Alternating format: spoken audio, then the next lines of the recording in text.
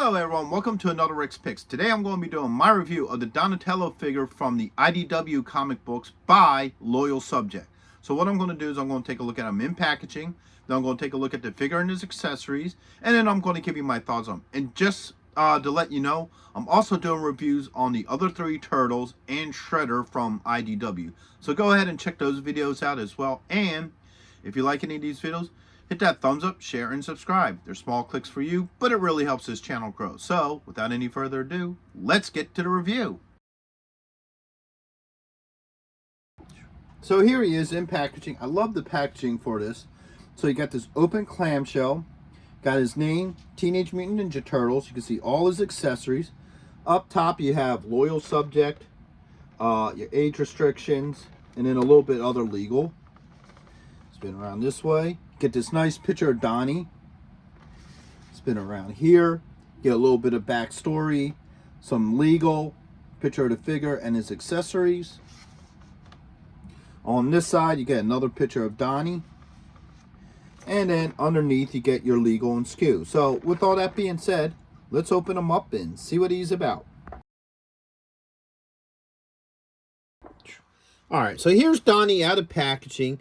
He's not a bad looking figure.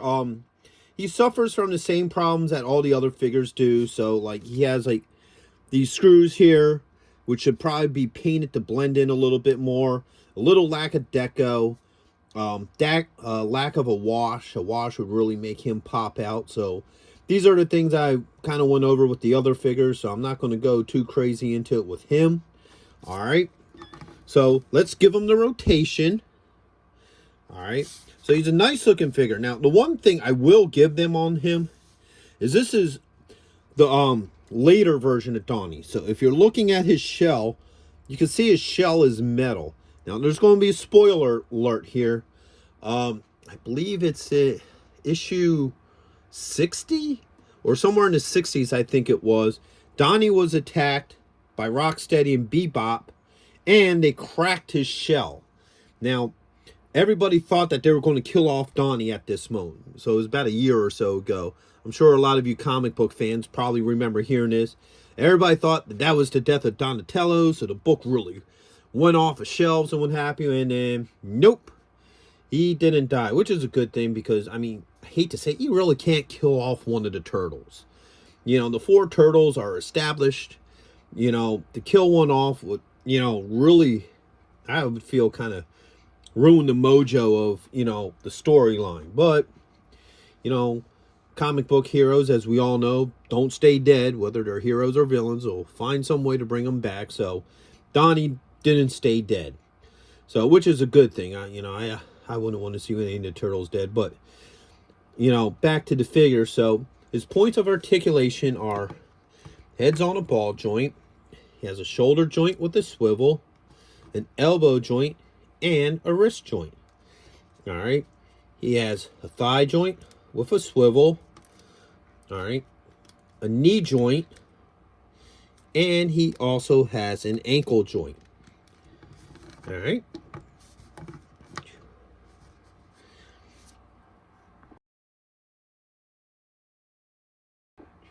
All right. So let's go through his different accessories. First off, like the other guys, he comes with the card. All right, so the front has, you know, the artwork from the comics with his name. And then the back has the figure with a little bit of information about him. All right.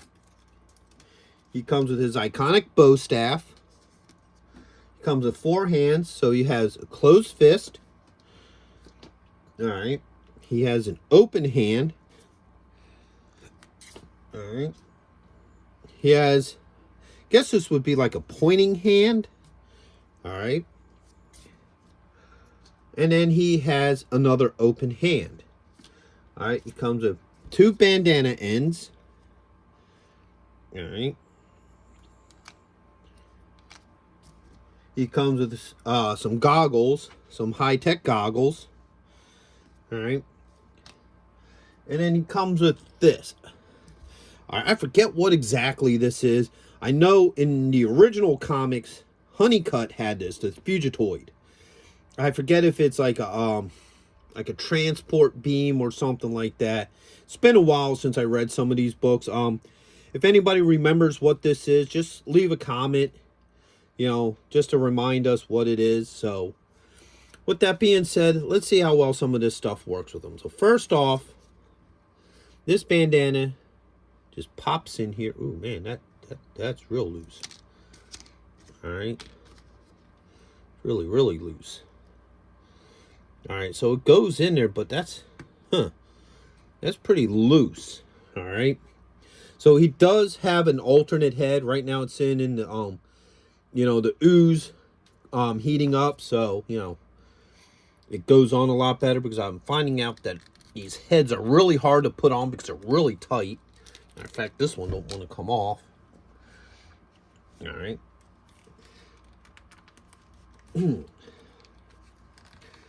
All right, there. Got that one off. Now, because this head has been sitting in the hot water, it should just pop on. There you go. Now, this is his more human head. So it got the, you know, round eyes, the pupils. All right, and let's see how well. All right, so that sits in there pretty well in that head. All right, so let's see how well some of these things work with them. So first off, got to do the bow staff. All right, once again, the big problem I have with these figures is these fingers are really tight. I mean, like really, really tight. It is hard to try to get weapons in them. All right, let's try to see if we could give him his two-hand hold here. All right, there you go. So he can hold a bow staff two-handed, which is always a good thing. All right. So no issues with that. You just got to play with it a little. It pops out. All right. And obviously he has the spot right here that it just slides into. All right. Apparently this don't want to stay on him. All right. So there we go. All right. Let's try this next. This will probably just fit on here. All right. So that fits on just like that. There's no issues with it. It sits on there nicely. All right. And he also has his little goggles here. Give them all tacked out looking. All right. So, and let's try this closed fist. All right. So the hands swap out pretty good. No issues with that. All right, so he has all this cool gear. It all fits on him pretty well. All right.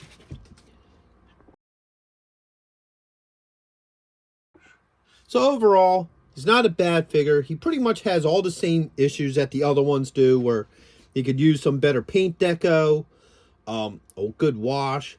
But I do like the detailing on his goggles here. I think they put some really nice detail on that.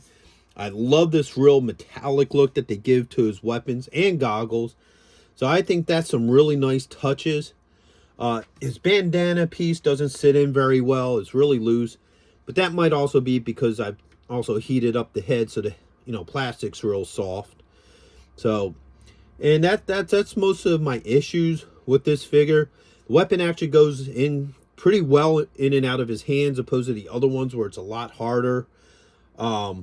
So overall, he's a really cool figure, and I like that they gave him the metal shell.